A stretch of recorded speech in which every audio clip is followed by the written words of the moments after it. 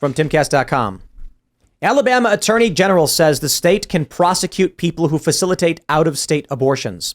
Alabama will not permit abortionists to defy our laws and enrich themselves by marketing hopelessness to women. What did I say? A few months ago? What did I say when Roe v. Wade was overturned? My concern is that you will end up in a situation where a state that bans abortion says encounters a conflict with its citizens, its residents, and a state that has limitless abortion. This is a component of that escalation. We've talked about even recently Colorado and Oklahoma, where in Oklahoma it's completely banned, in Colorado it's completely unrestricted. What happens when there's a couple, they're together, they get pregnant, as it were, and then after 6 months the woman says, I'm just really unhappy, and maybe justified, maybe not. Maybe she's the good person, maybe she's cheating and she wants to leave. So she goes, I cannot leave my husband unless I get rid of this baby. So at, let's say, 7 or 8 months, she flees in the middle of the night to Colorado. The man then says, the baby can survive and she's going to kill it. And he reports her to law enforcement. Would Oklahoma take action? Now, apparently, as of now, no. But this is what Alabama has effectively begun the process of. And not even in the scenario I described. In the scenario where you have like a guy saying, please, officer, law enforcement, the baby is 8 months, gestated and can survive outside of the womb. Do not let her kill it. I will raise it on my own. She can leave. I don't care. And she says, no, I don't care. I'm gone. I'm going to go do it. There's a conflict. In Alabama, they're just saying outright they can do it. Here's the story. Alabama has the power to prosecute people who help women leave the state to get an abortion, according to a new filing from the Attorney General, Steve Marshall. Marshall has challenged a lawsuit filed by two pro-abortion groups, the ACLU and the Yellowhammer Fund, against the state. The AG has asked the United States District Court for the Middle District of Alabama to dismiss the lawsuit. In his motion to dismiss, Marshall pointed out the plaintiffs are not challenging the constitutionality of the state's broad ban on abortions. Instead, they argue that because some other states allow such abortion, plaintiffs have a right to conspire with others in Alabama to try and have abortions performed out of state. Plaintiffs are mistaken. Prosecuting someone for forming a conspiracy in Alabama is not an extraterritorial application of Alabama law, simply because the planned conduct is to occur beyond state lines. Plaintiffs assert that there is some difference because the object of their conspiracy is legal where it might occur. But they don't explain why that makes any constitutional difference, and it doesn't. The conspiracy is what is being punished, even if the conduct never occurs. That conduct is Alabama-based and within Alabama's power to prohibit. Now, to take that interpretation of the law and apply it to the scenario I was just proposing, a woman in the middle of the night decides she's going to leave her husband and travel to another state to get an abortion so that she can leave him. The state then says, premeditated murder. Not the act itself. We're getting you for what you planned in our state. And we have evidence that you packed up, prepared, and sought to leave to go get aid in the killing of a human life. And did she talk to anyone before? Did she in any way get advice from, get funding from Planned Parenthood, for instance?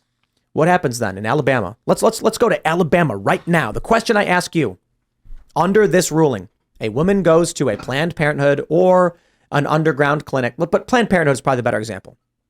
And they say, I want to get an abortion. They say, well, we can't do it in state, but don't worry. Here's the information you need to cross the borders. What happens then when the AG gets a bunch of state troopers and they surround a Planned Parenthood and say, you are all under arrest for criminal conspiracy to commit abortion? I'm not saying that happens anytime soon. I honestly don't know. My point is this. This is exactly what I was worried about when I said with Roe v. Wade, the grain of sand in the heap is going to be law enforcement saying we've banned abortion.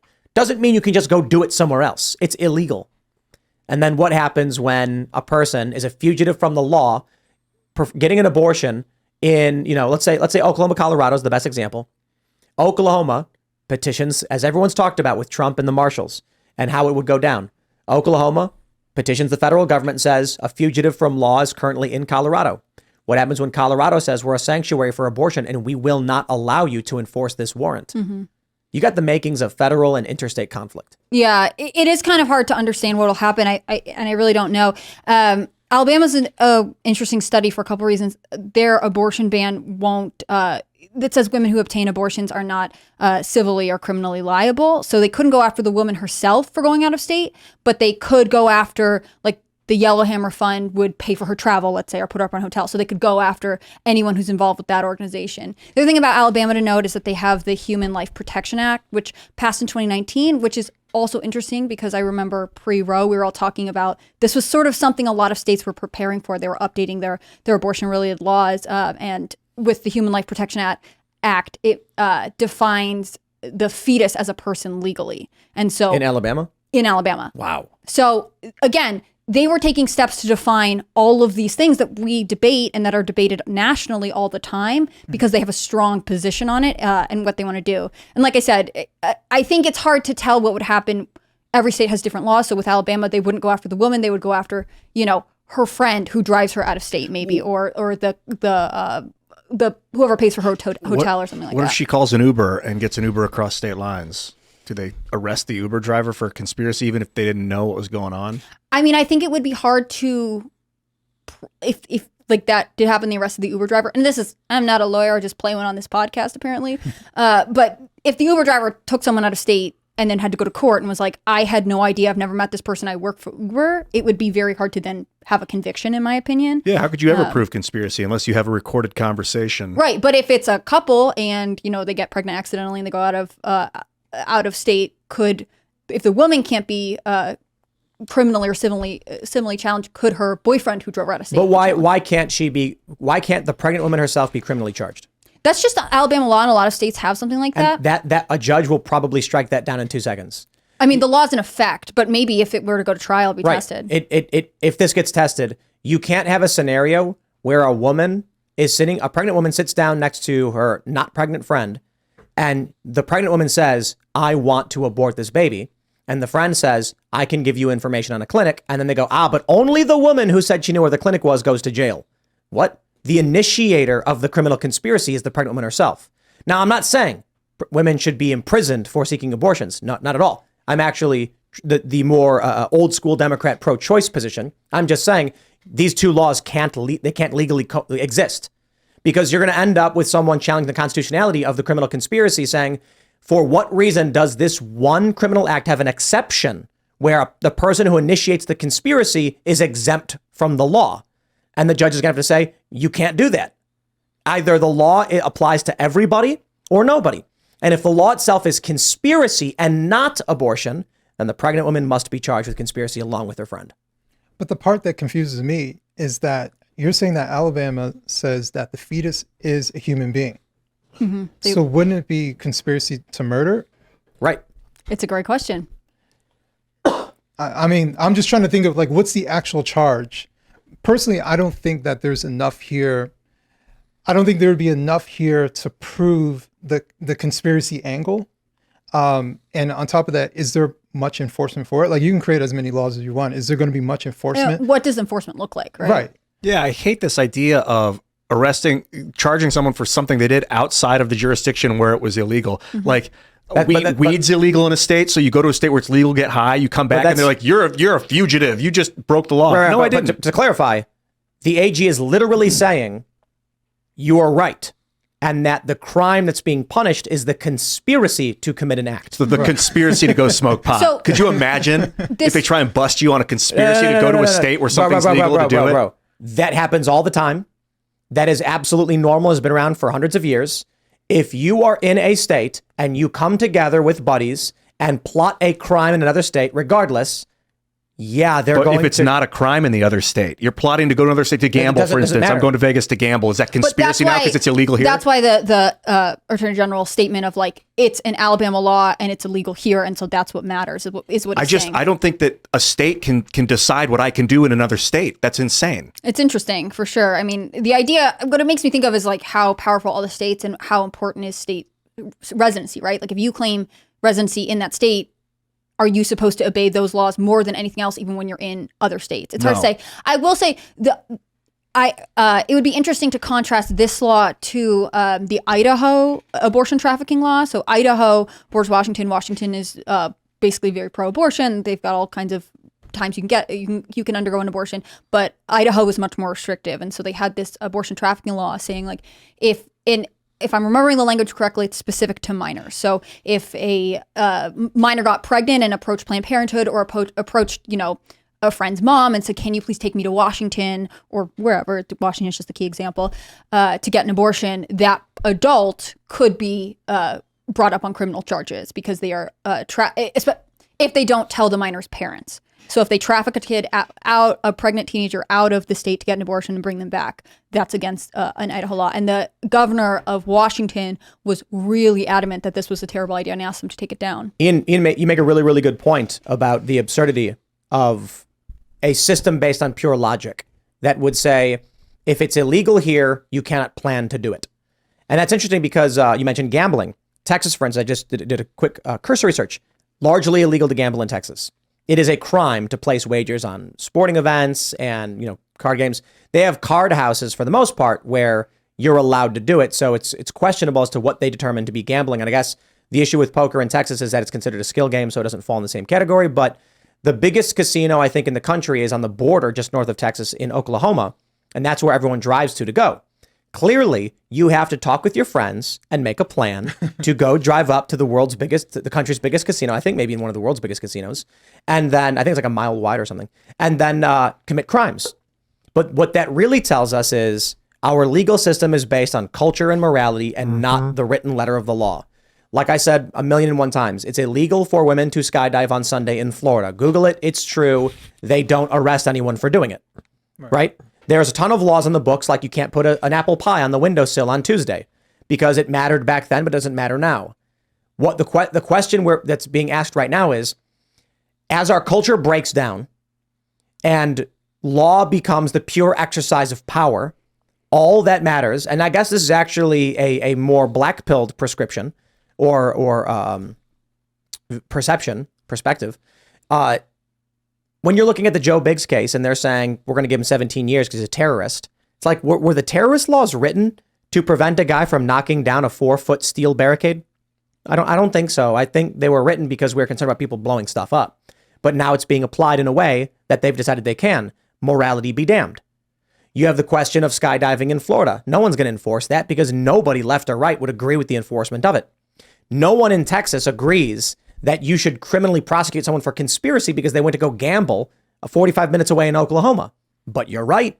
They did conspire to commit a crime in the future, and it doesn't matter where they do it. So now the question is, when it comes to abortion, what will we see in terms of the morality? You are going to have AGs who are pro-life. You hear Seamus on the show when he says abortion should be banned nationwide.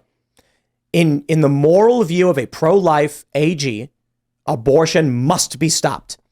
In a state like Alabama, where they've banned it, they're going to use the law to whatever novel claim they can to enforce a ban on abortion. It sounds like the beginning of a attempt at pre-crime, where they're going to get you and arrest you before you do the crime just by thinking about it, kind of thing. I don't like it. But conspiracy is a component of a criminal action.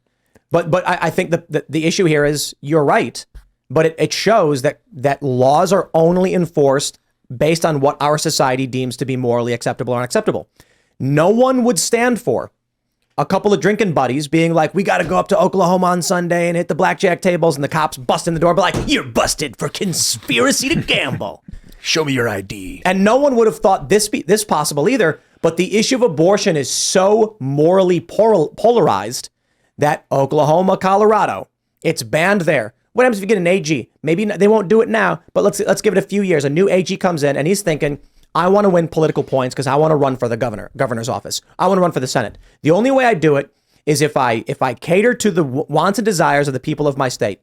Polls come out saying 67, 80% of Oklahomans want abortion banned and people who get abortions to be criminally charged. He's going to go, okay, if I am the AG of ending abortion, I'm going to win the governor's race in 4 years. So what does he do?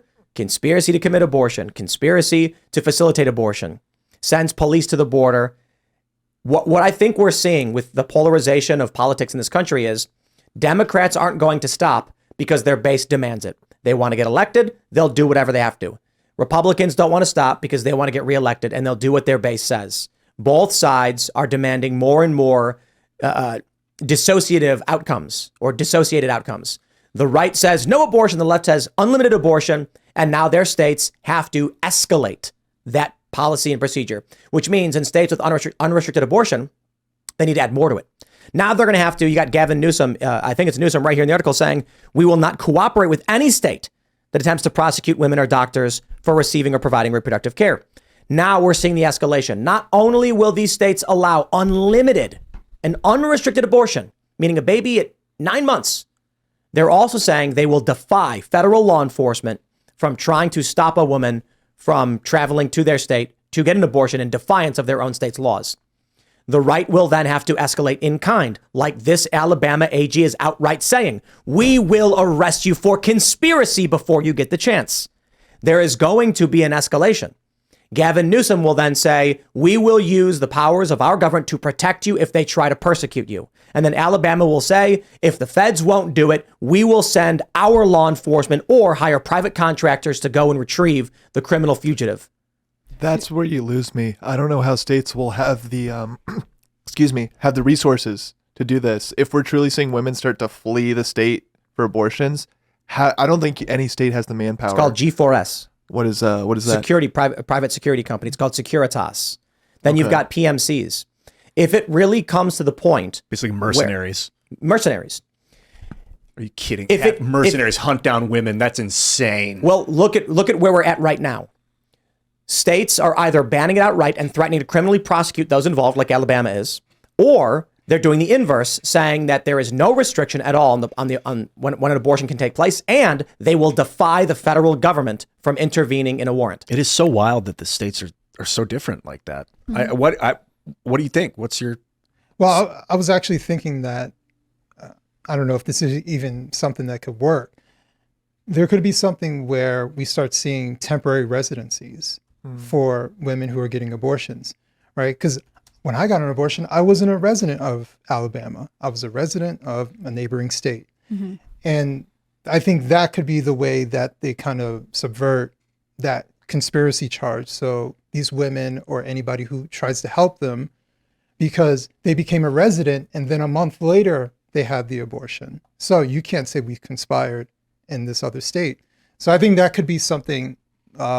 And if states like California are like the polar opposite, well, if they're going to do that, we're going to do this, then that could be something that you see someone like Gavin Newsom saying, well, you know what? If they're saying they can't have abortions, we're going to, not only we're going to say they can do it here, but we're going to put them in housing here too. Mm-hmm. So they don't get those charges. They're just, it's going to keep escalating. I don't know about making it like some sort of police force or anything like that or going private security. I think the next step would be finding legal ways where they can get away with it. And I think temporary housing would be one of those things. They can claim residency for a period of time while they have an abortion, and then they can move back. But it's all a great super chat. Someone quoting Steve D saying we're not a nation of laws, we're a nation of political will, from Jason Hutchinson. And so it doesn't matter what anyone does. It doesn't matter what legal loophole someone tries to create. It just matters that an AG in another state says, I don't care what you call it, right? You got one judge telling the Proud Boys, you should have called an election official or wrote to them. You got another DA saying, because you wrote to election officials and asked them to help you, you're going to jail. We're going to criminally charge you. Yeah. So it's an issue of willpower. Thanks for watching this clip from the Timcast IRL podcast. Hang out with us live Monday through Friday at 8 p.m. and become a member over at timcast.com for uncensored, members-only shows exclusive. Thanks for hanging out, and we'll see you all next time.